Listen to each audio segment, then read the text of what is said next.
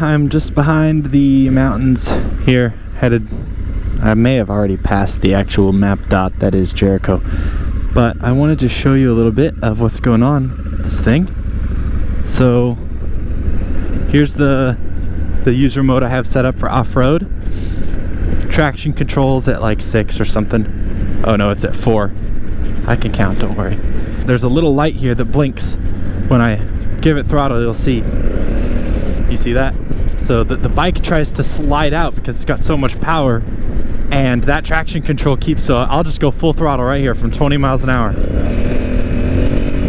And it keeps it upright, and it doesn't let it spin up until it's got traction. But as you can tell, I mean, it's whirling. It's super windy out. I mean, it's like tossing me around, so I don't really want to risk going crazy. But as far as the way this thing is driving, I'm loving it. Look at that traction control working.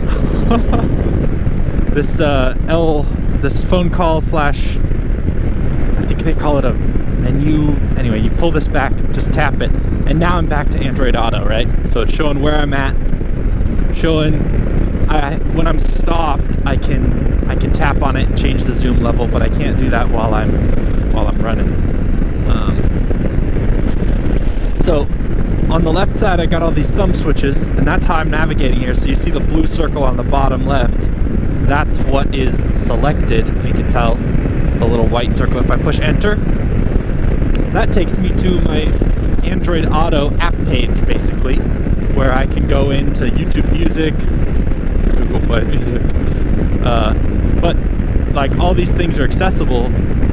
So if I go into YouTube Music here, not only can I see what I'm listening to right there, but I can go back. I can go to my home, go to what I played last, my downloads, and then at the bottom you see my map icon because I switched from maps. So if I hold the down arrow, it pops me down to that lower bar, and I can just click on maps and boom, pops me right back. And no matter what I'm doing, if I'm in a menu or whatever, I can tap this button and go right back to my bike's user interface. So Android Auto is never in the way. It's always just a toggle on off. There it is, and there it isn't. I mean, it doesn't get any better than that. As you can tell with the maps and stuff on, I can still see my speed and gear indicator, which is why they bother making a second screen that a lot of people thought was stupid. And so now you see the blue around the search bar right up there. So if I hit enter now, I can tell it where I want to go.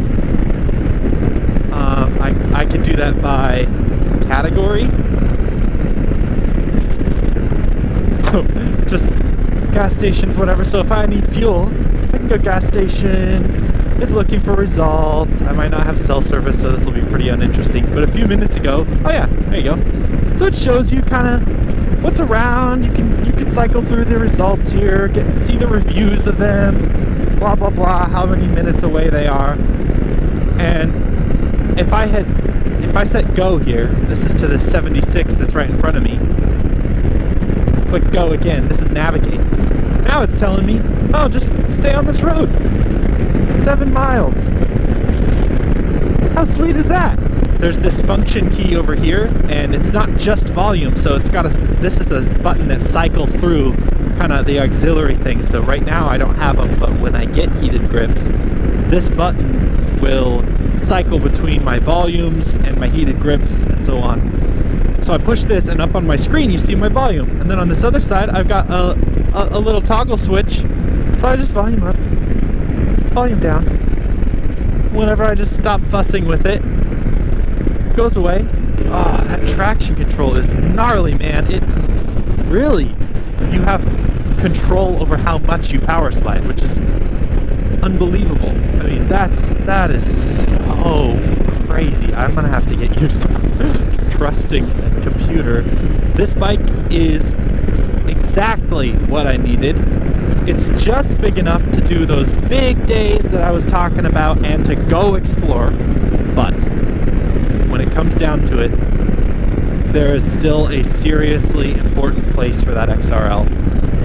Super excited to have this thing. As you can tell, dirt road, 50 miles an hour, no big deal. We're coming up on that off-road park out here on the left. I don't know, I'm just just kind of soaking it in. Feels really good. Average fuel consumption, 36 miles per gallon, because I've been romping it out here, just kind of playing with the off-road traction control and going slow mostly.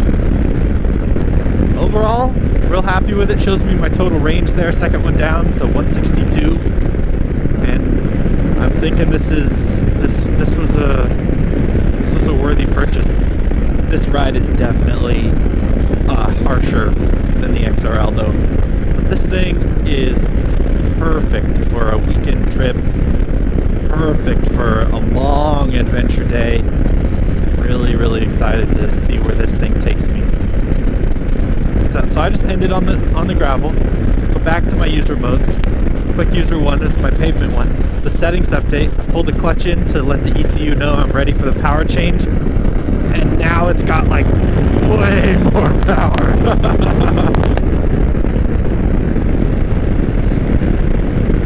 Yep, this is a worthy successor to the Concourse Legacy. I get all of that road goodie feeling and more, and then also the adventure side of everything, which just makes a huge difference. And the way this thing handles is not at all a problem. It feels totally natural, and the seating position is comfy. God, seat might be a little bit short for me. I'd like to be sitting up here a little bit more. Oh, what's up here? I don't know. Let's go find out. No trespassing, folks. Still do it.